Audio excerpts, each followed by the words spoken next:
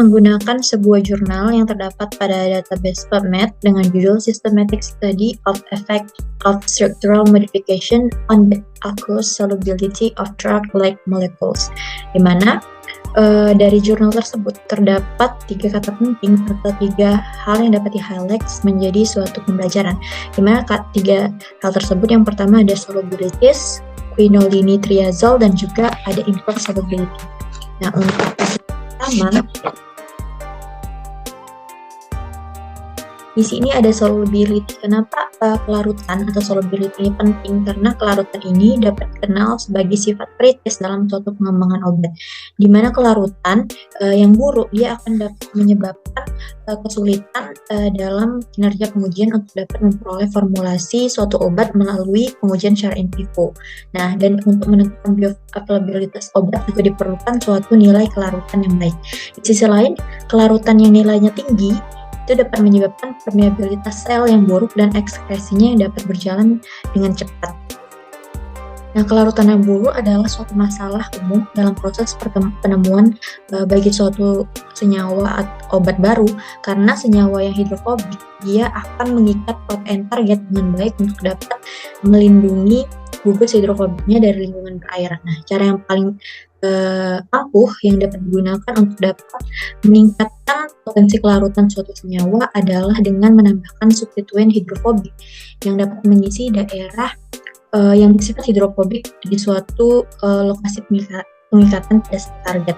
Nah, protein target inilah yang akan menjadi tempat pengikatan dari sel yang hidrofobik, dan dia memiliki sifat yang rentan terhadap base inhibitor dengan kelarutan apabila kelarutannya itu dalam memiliki sifat yang buruk. Nah, dari nilai kelarutan pada jurnal yang digunakan di sini, dia menggunakan 17 anggota seri dari senyawa quinolinitriazole, di mana untuk senyawa ini digunakan sebagai suatu inhibitor yang dapat menjadi suatu faktor penghambat dari migrasi makrofag manusia atau MIF.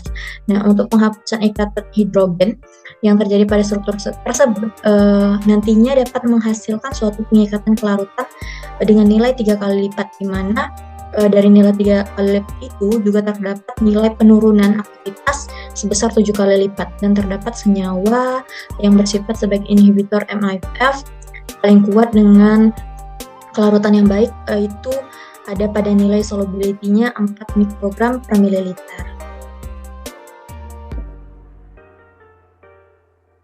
Nah, pada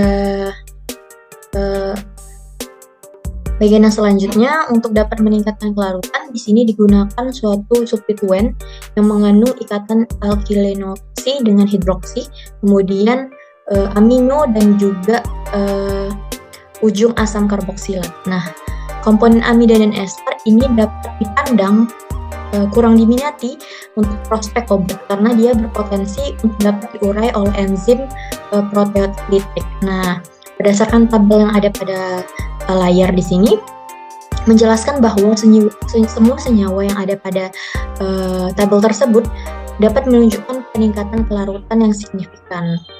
Dapat dilihat pada analog karboksimetoksi pada nomor 3i, di situ menunjukkan nilai peningkatan kelarutan dengan yang nilai yang paling mencolok hingga mencapai nilai paling tinggi, yaitu 365 mikrogram per mililiter.